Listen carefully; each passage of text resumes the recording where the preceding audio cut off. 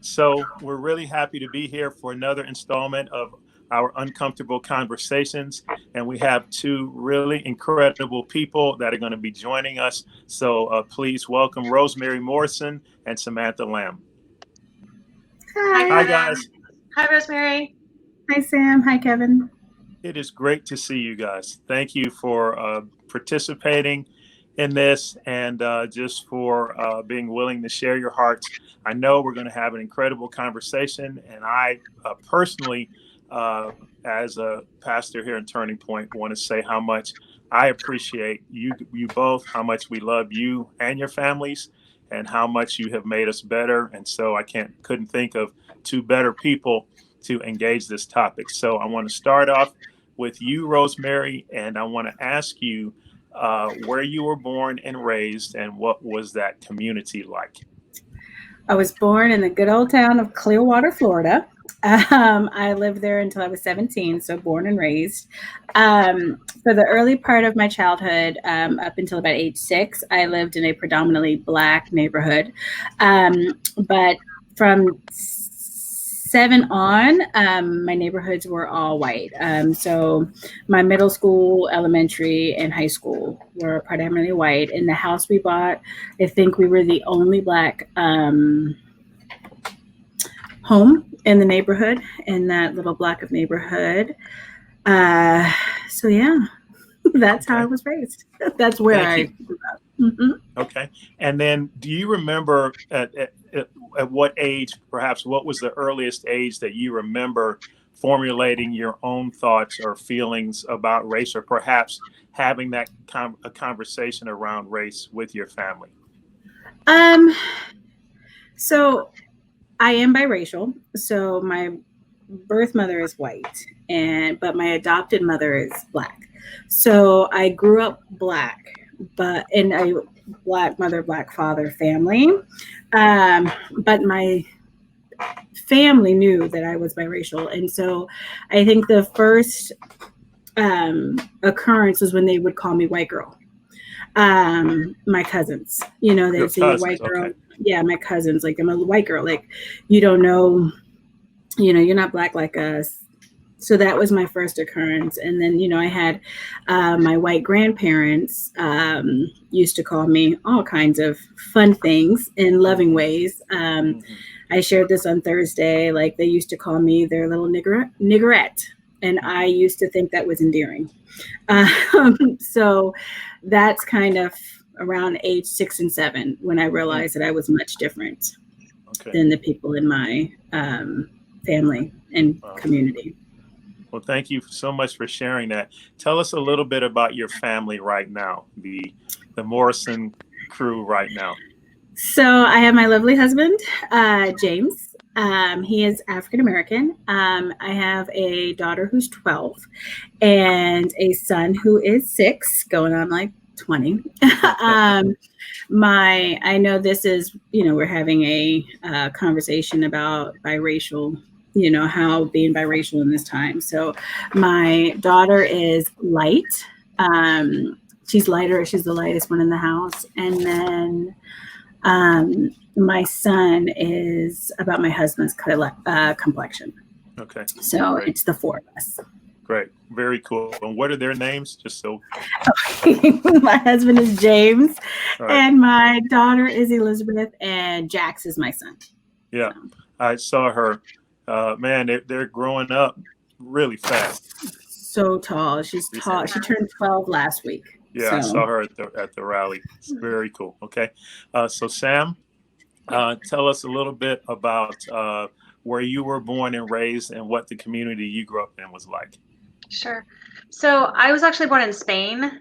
My parents happened to be living in Spain at the time. So I was born in Spain. We were there briefly. Then we lived in Brazil for a couple of years. So I didn't come to the States until I was 3 or 4. When we moved to the States, we were in Downey briefly, but really my first memories are in Santa Ana, Costa Mesa area, um, Mhm. which in my memory is a very diverse community. My two best friends growing up from, in elementary school were two little black girls, Mimi and Nikani. And so um, that seemed natural and normal to me. growing up. And then by the time I turned 12, we moved up to Camarillo. And Camarillo is a very white town. So we moved into this very middle upper class community, very white. You know, the high school was white, all my teachers were white, and that's just how we lived. Okay.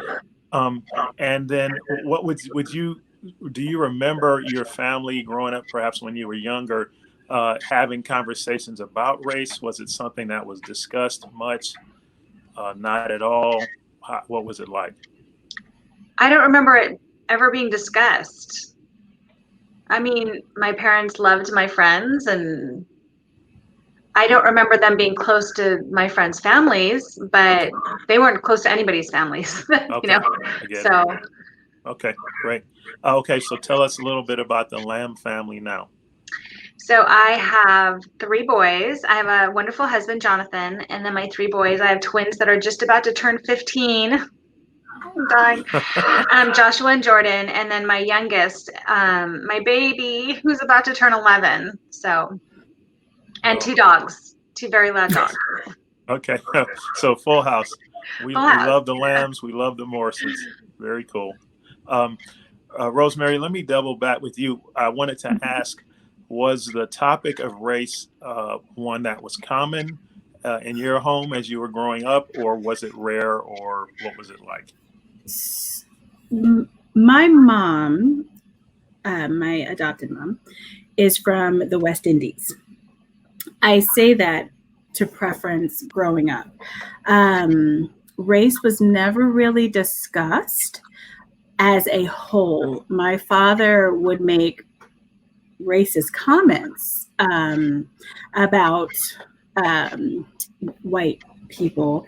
And my mom, when racial issues came up for me at school, she would say things like, everybody's going to hate you.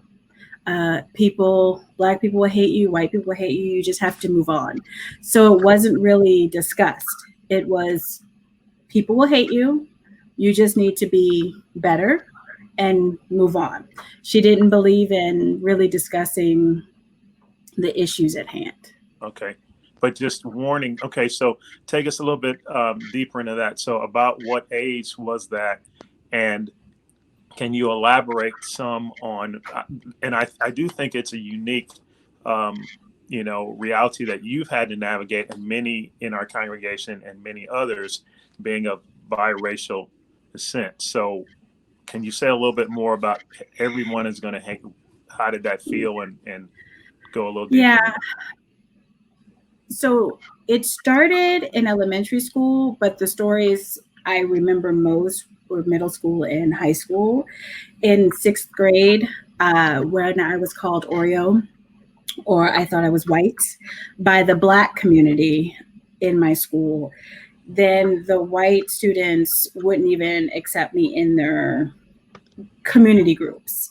So when I would go home and cry, being called, they think I'm white. They say I think I'm white. They say that I, like one time a white girl I wanted to be friends with told me I had monkey hair on my arms and I shouldn't have hair on my arms. And going back and telling my mom these stories, she would say, everybody's going to hate. You just have to move on. We never had those discussions about what that sounded like or what that would feel like. So it was really hard trying to navigate the Black student union, the regular student unions in high school. No one really understood me because I didn't really get, sorry, I'm pausing, trying to say it right. I didn't really fit in. So growing up in the 90s, knowing your history, your African history was really big. Okay. My mom, who is not American, was not fond of that movement. So she didn't encourage it. So I didn't grow up feeling that I had to do it. So when I got to middle school and high school, all the people who looked like me knew a lot more than I did. or they all Right. behaved Okay. a certain way that I didn't. And when I tried to explain that to my mom, it was everybody's going to hate. You just have to move on, find people you get along with. It was never a discussion about the difference between being black and white and how to navigate between the two. Okay. Okay. Well, thank you for sharing, and I'm sorry for the pain of that sense of not feeling that you fit in easily with either the blacks that you're around or the whites, and feeling too much of one to one group and not enough of one to another group. I just, thank you for sharing it. Once again, I'm sorry for that pain. We're right in the middle of trying to figure this out, and it's not easy, but we're committed to going in as far as we need to. Sam, let me ask you, since you didn't in your family of origin really talk much about race, when do you remember formulating your own convictions or feelings about race? Do you remember at what age and what that was like? It's interesting because, you'd sent me these questions so I could think about it. And this was probably the hardest question for me. I remember when I was like 7 years old, walking home from school one day, and I was kind of thinking and dreaming. I was always kind of a dreamer, about one day being an activist and, fighting for my friends, and trying to explain to the world that we're the same. And I was thinking, why did I do that? Why was I thinking about that? Something must have happened. Mm-hmm. I don't remember what it is, but Mm-hmm. something must have happened by the time I'm 8 years old to make me feel like I need to fight for my friends. Okay. But I think it was a fleeting thought. I don't think really I had deep thoughts or convictions about what's happening in our country until maybe a few years ago. I think I've lived in my white privilege bubble, and I grew up with parents who told me everyone's going to love you and you can be anything you want. Right. And so I believed that, and I went on my merry way and didn't look at the things that were hard to look at, didn't look at the things that were painful until probably a couple of years ago. Mm-hmm. And there were a couple of things that happened that made me realize I've been missing something all along. Mm-hmm. I've been missing it. So thanks for sharing that. Can you go? Really, that leads to the next thing I was thinking about.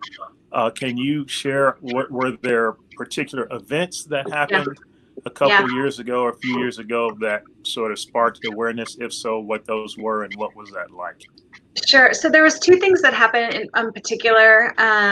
One of them was I was going to the grocery store by my house, and as I was walking in the store, there was two single girls from our church that I saw, and I was very excited to see them. And hey girls, I raised my arm to hug them, and we're standing outside of our house talking. So these two girls are two single black girls, and we stood there talking for maybe 10-15 minutes.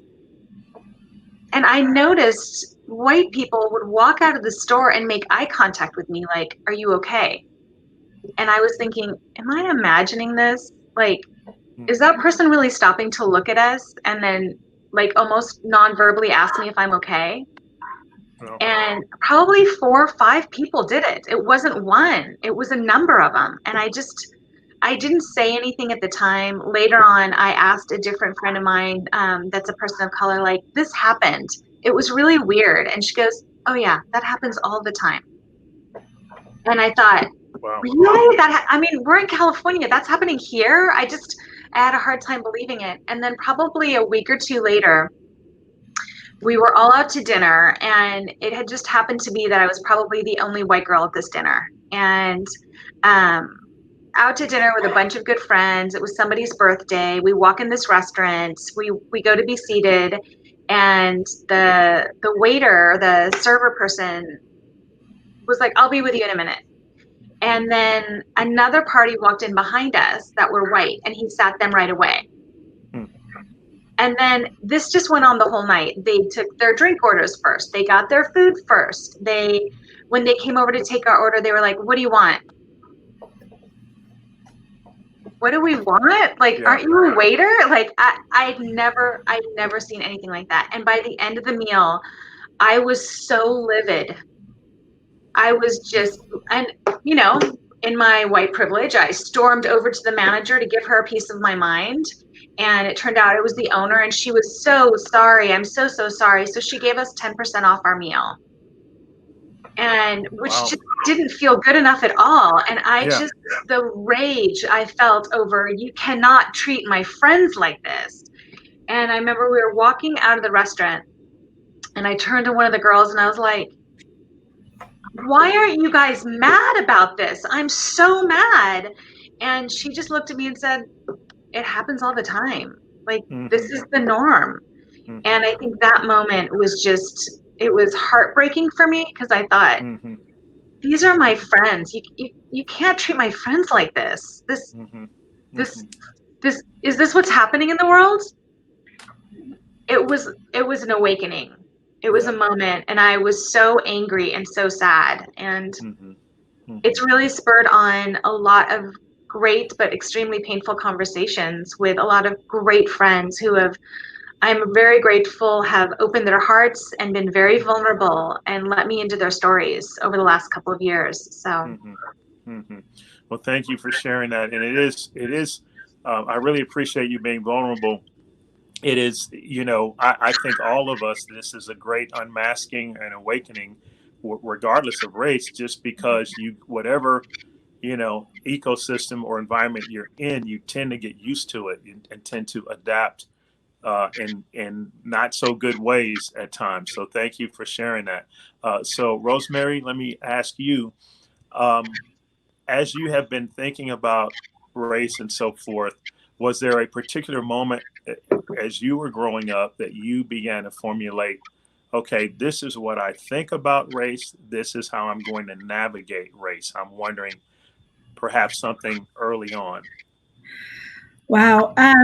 So I've been thinking about this too, and it's a hard question for me to answer. I've never really felt like I fit in anywhere. So navigating racial issues has been very hard for a long time. Yeah. I think that growing up and even into my early college years, I never gave racial issues thought. I just lived my life in my bubble. I didn't notice, or I chose not to notice, a lot of the disparities. I knew they were there. I know our country's history. I know what's happening, but I chose to just live my life very self-centered. It wasn't until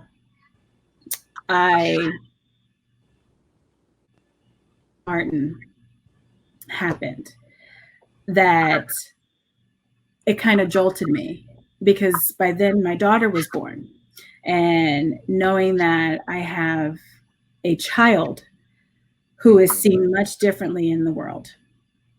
And then when I got pregnant with my son, I think for me, that was kind of a slap in the face of, I can't blindly keep walking in this country that we live in without really paying attention to the injustices that are happening, not just with the police, but even in the school system. The moment I put my daughter in school, it kind of hit me like a ton of bricks that we have not changed that much. We've grown, but not as much. So I would think my kind of awakening happened with my kids more than anything. Yeah.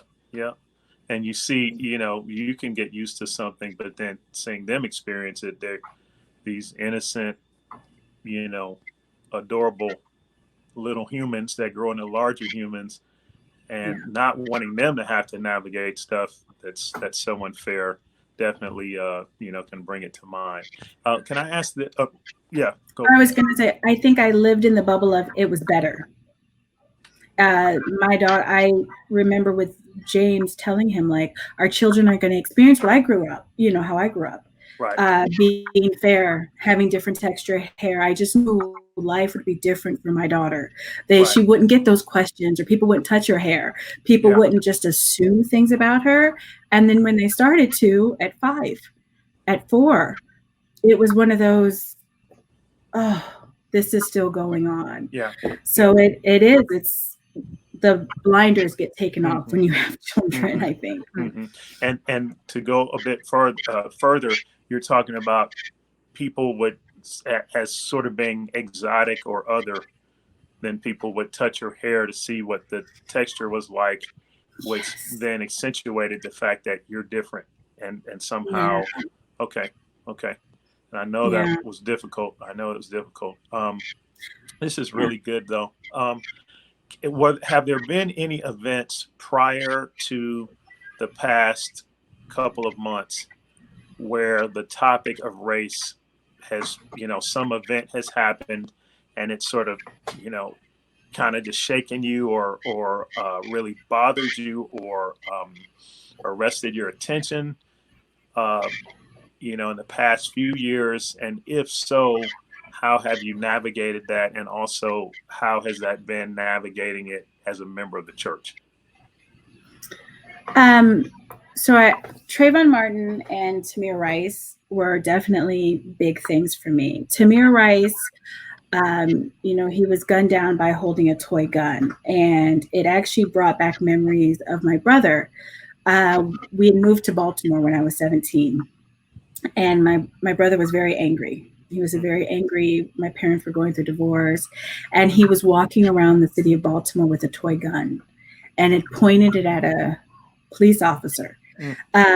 And I remember when the police officer brought my brother home, and he was like, I almost shot him.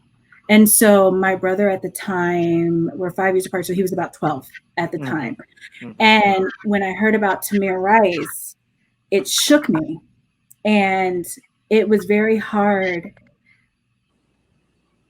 loving people who said things like, well, he shouldn't have been pointing the gun, or he shouldn't have been playing with the gun, or it's not the police's fault. Or that really, I think, was a defining moment in looking at people differently, how they were. The same thing with Trayvon Martin, like he shouldn't have been wearing a hood, or he should have just calmly spoke to him, like having expectations on children when the adults in the room were not.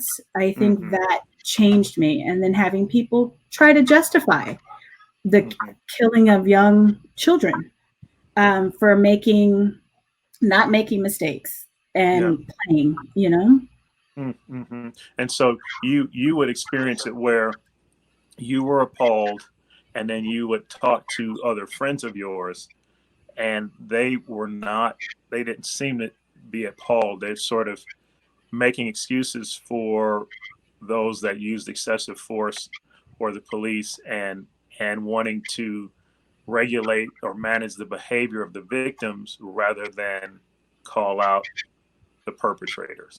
Okay. Yeah.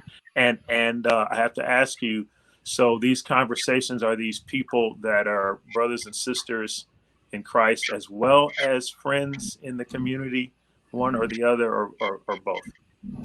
I've only had one real conversation. Well, I've had conversations with people in church these last couple of weeks about my feelings. I've only really talked to one person about my feelings in church. My feelings about Trayvon Martin, and that was when I was pregnant with my son. Besides that, I haven't really had conversations about this with a lot of people in church. Okay. If I have, it's been with people, with Black people in church. Okay. So you would say it's not been a common topic, but in the rare instance that it has happened, it's been with other Christians that are people of color, as opposed to white brothers and sisters. Okay. Yes. Okay. Thank you, Sam. Have there been, in addition to the events you talked about, the restaurants that were eye-opening and in front of the store, how have, let's say, the past couple of months and the tragedies that we've seen, or perhaps hearkening back to Trayvon Martin and different victims of police brutality or other brutality that you've seen the past few years. What would you say you've been learning or seeing, or what has sort of been moving to you as this unrest in society has been going on? Oh goodness. I think for me, like one of the big things that happened for me was before George Floyd, and probably the day before was the video of Amy Cooper and Chris Cooper. And we had been away in Santa Barbara for the day. I got home and I was laying in bed flipping through Instagram, and there was this video. And to watch that video was so upsetting. Like, what was this woman doing? You know, she clearly was lying and using her whiteness as a weapon against this guy, and who was bird watching. I mean, he was as calm as you could be. And that, I watched that video and I read the whole post about it, and it was really upsetting. And I remember the next morning, Pandora and I went for a prayer walk, and we were talking about it, and I was just saying how, like, what's happening to this world we live in? Like, I think that was the beginning of my awakening, was really the Amy Cooper and the Chris Cooper. And then later that day we were hearing about George Floyd, and because that came out so fast. Right. I think at this time it's all coming out so fast. Like, it's not a year before we hear about these things. Yeah.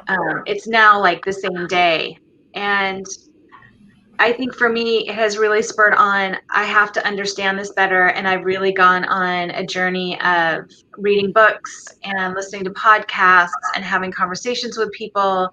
I finished White Fragility. I'm reading Why Are All the Black Kids Sitting in the Cafeteria Together?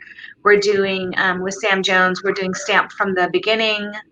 I've listened to a number of podcasts. We watched 13th. And it feels like I've woken up in the middle of a nightmare, is what it feels like. How did I miss all of this? How did I not see what was going on around me? And I think part of it is that when I talk to my friends of color, they'll say, well, we're not going to talk about this all the time. We're not going to call you and say, hey, guess what happened to me? Because a lot of the times people will be like, well, maybe it wasn't about your race. I actually have been praying about, are there individual people that I may have hurt over the last number of years? I've been in a position of authority in our church for many years, and I just kept thinking, gosh, have I, not realizing what I've done, hurt people? And so after praying about it, had a number of people on my heart.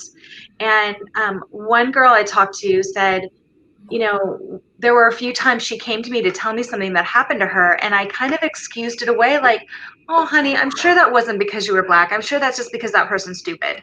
Right. And my heart was wanting to comfort her and make her feel better, but what I was doing was dismissing away what was really happening.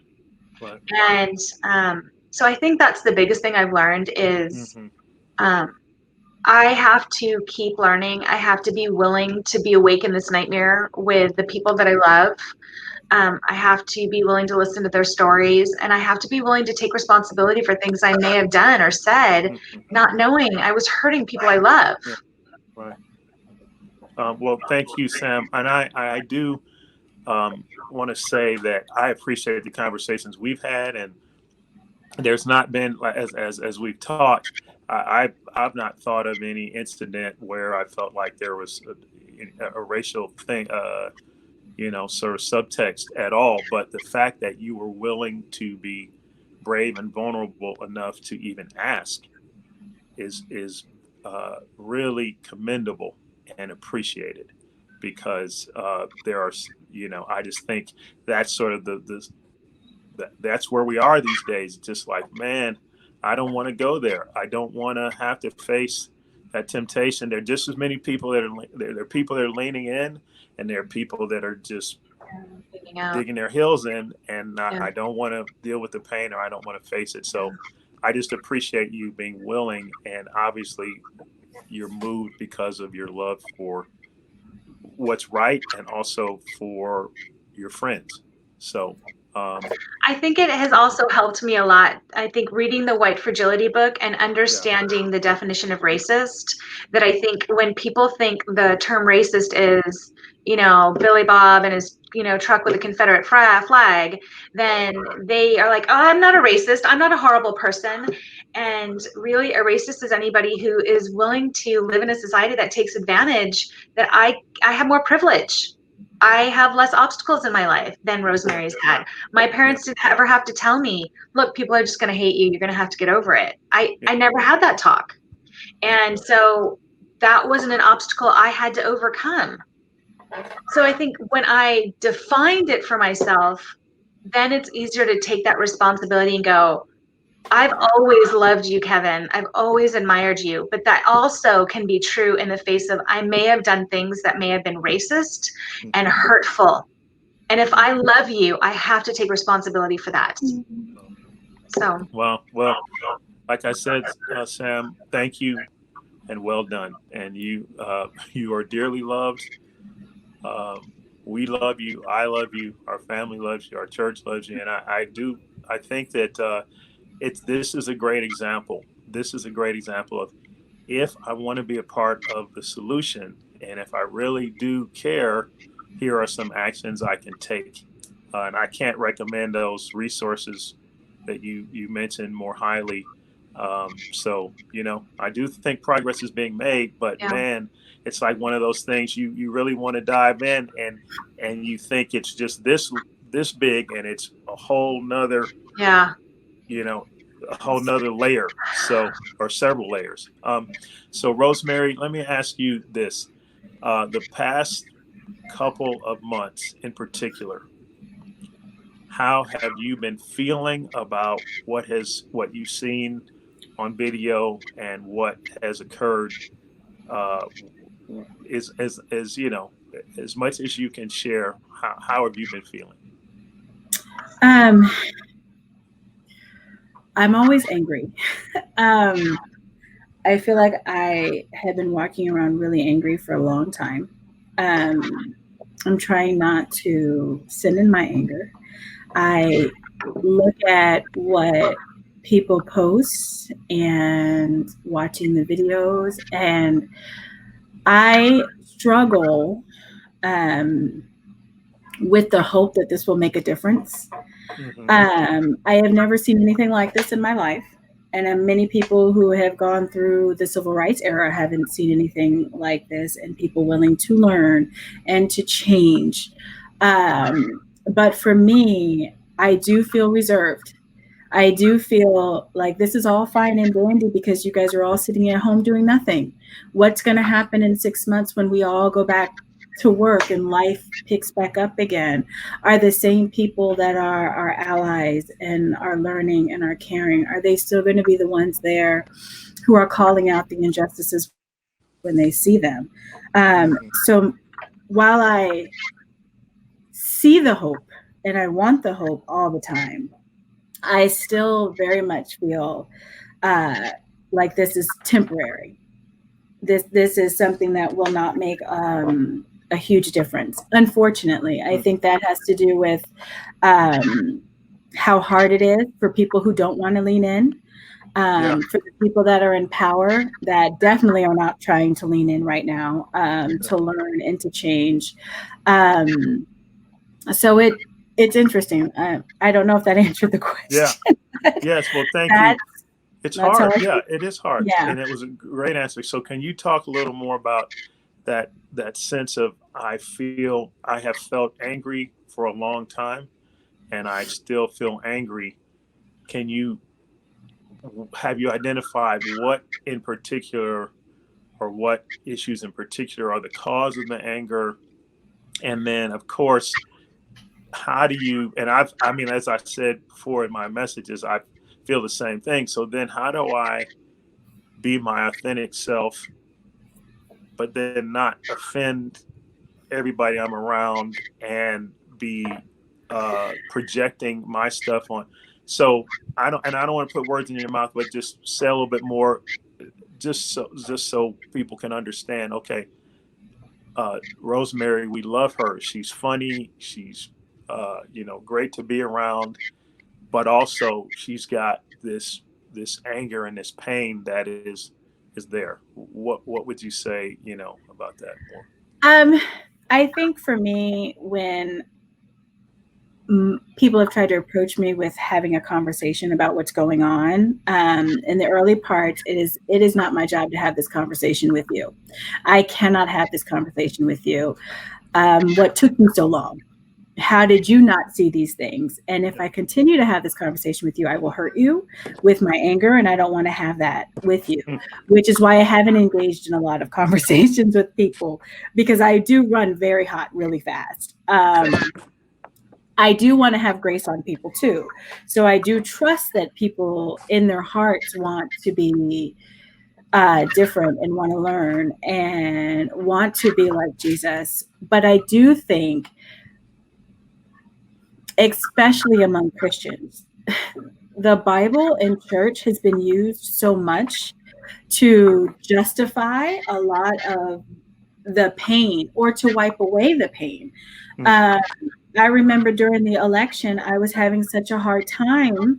And when I was trying to talk to people in the church about it, it really was a hit back with, the Lord chooses our leaders. And like, there wasn't an idea of trying to understand why I was scared and afraid and not wanting to delve deeper. So I think my feelings are still in that. Like, do you really get it? Do people really understand how deep this goes? Mm-hmm. If that makes any sense. Yes. Yeah. It's heartbreaking and very, I feel, I appreciate you saying that. And I think also, I'm going to ask you this, and, this is a safe zone, but it's one of those things where I think, okay, so I do believe we have gone deeper than ever in my living memory on this issue, but also as well, human nature is what it is. Systems that have existed for centuries do not easily dissipate. And, we have that deep instinct to justify ourselves, whoever we are, even after having been awakened. But I want to ask you this. I think if we really do want to go to the root of all of this stuff, can you share, when you mentioned the election, can you share what election it was and what about it was disturbing to you? And then as you shared with people, what was particularly off-putting in not having successful communication?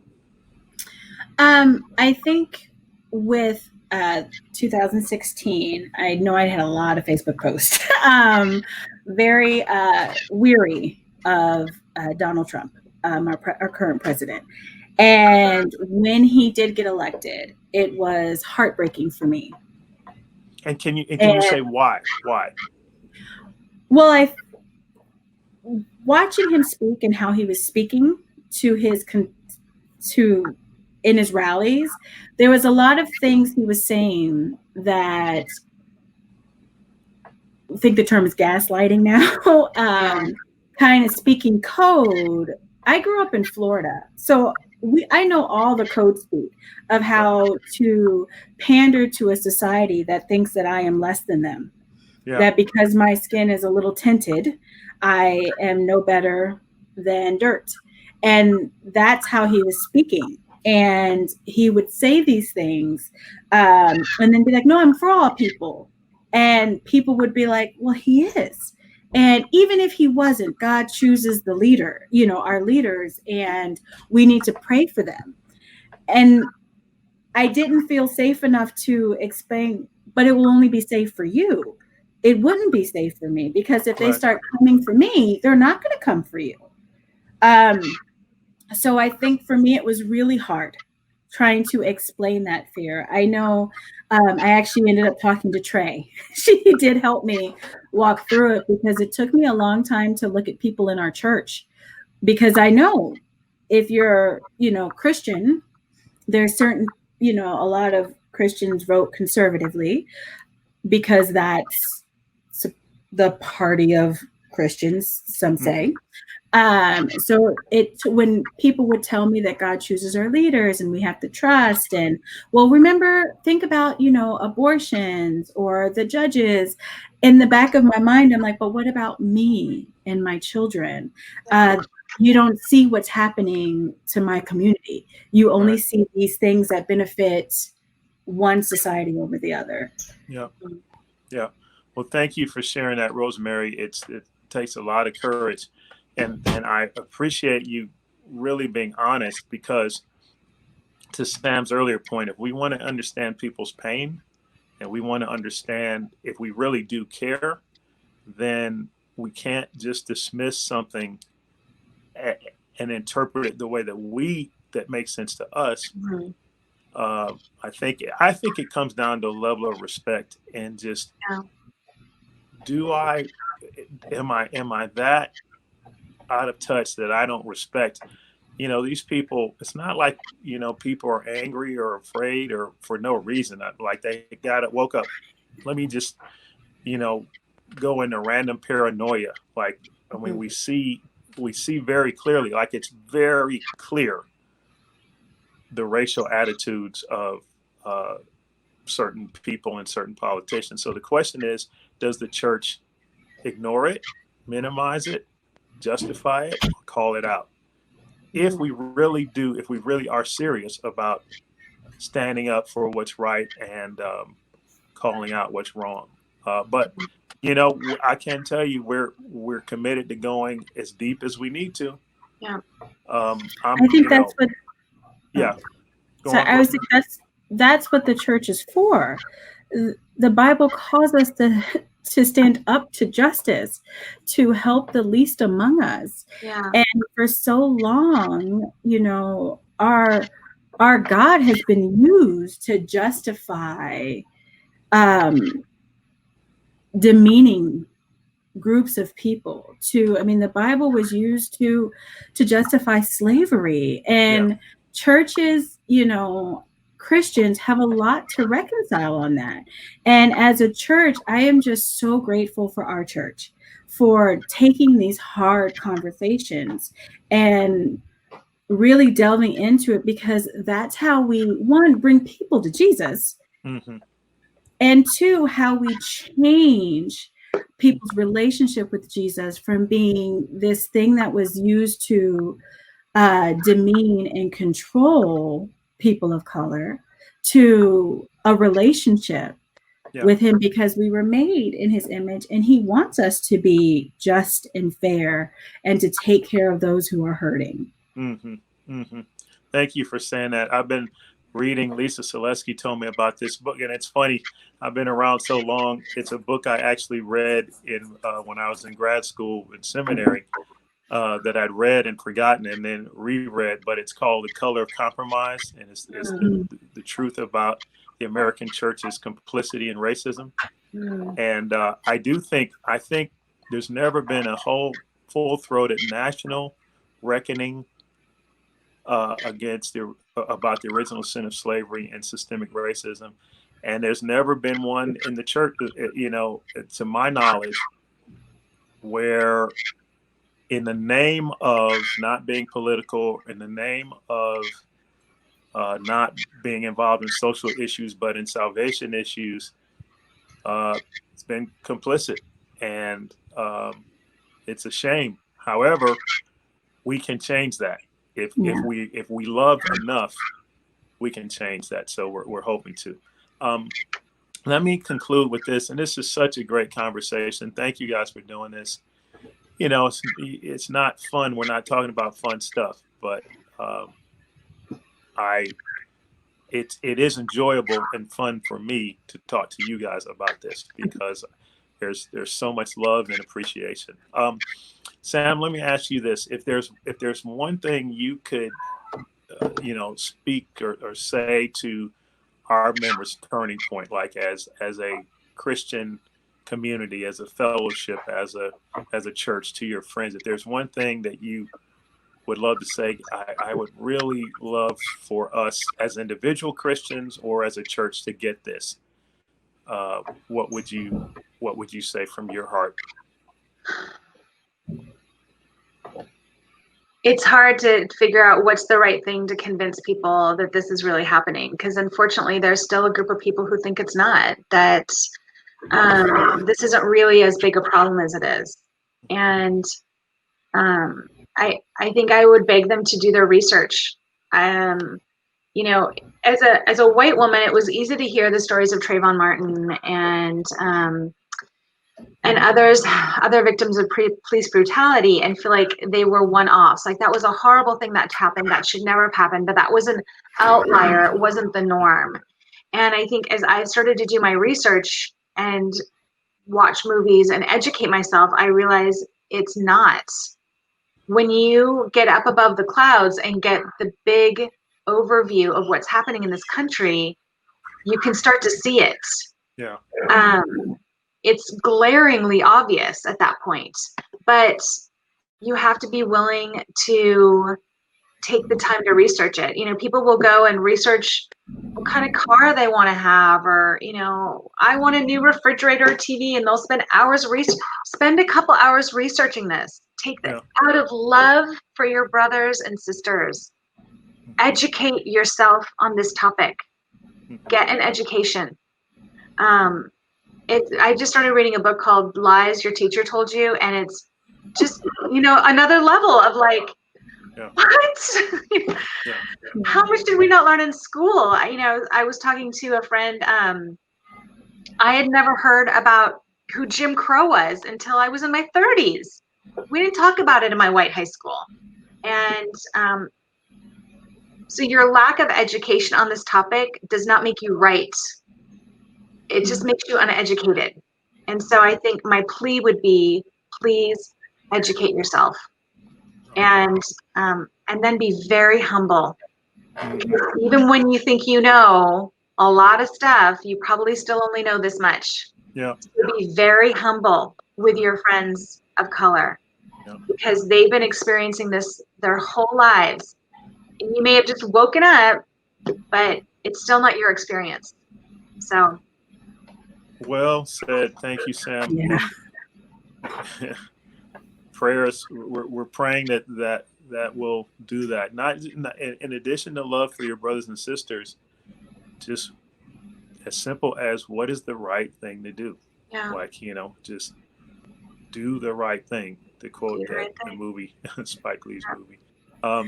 Thank you. So, Rosemary, I want to ask you the same thing for our beloved brothers and sisters at Turning Point, those that are friends and family, those that may be tuning in. What would you love to say and think we would most hearing about how we can really be our best, rise to our best in this situation?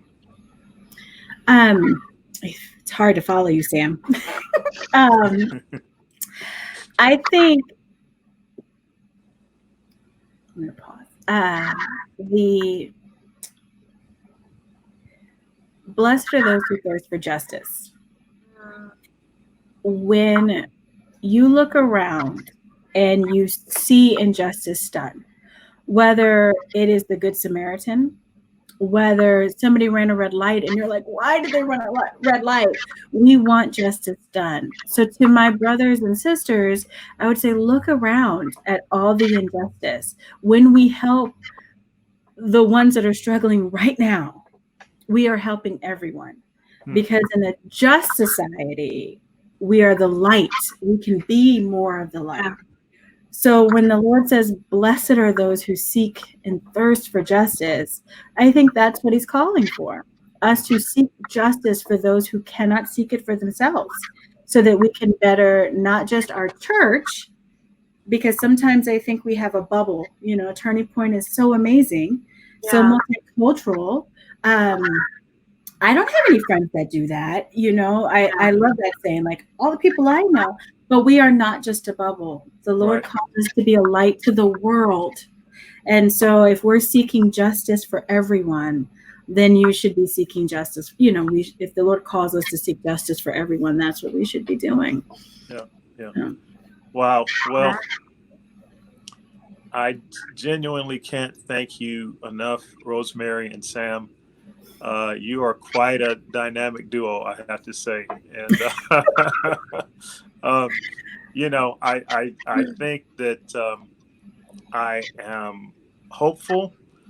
I would say that, I'm trying to be mature and prudent and wise. I don't want to be naive. That scripture of Jesus, and I think it's Matthew 10:7, being shrewd as a serpent and innocent as a dove. Like I want to be shrewd, realizing what we're dealing with and how intractable the enemy and certain things are, but innocent as a dove and trusting that God is he can do anything, and he is doing I do believe he is doing a new thing.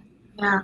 Even as there are fits and starts, and some are resisting. So thank you so much for helping us. We love you. I love you. Thank you for this time.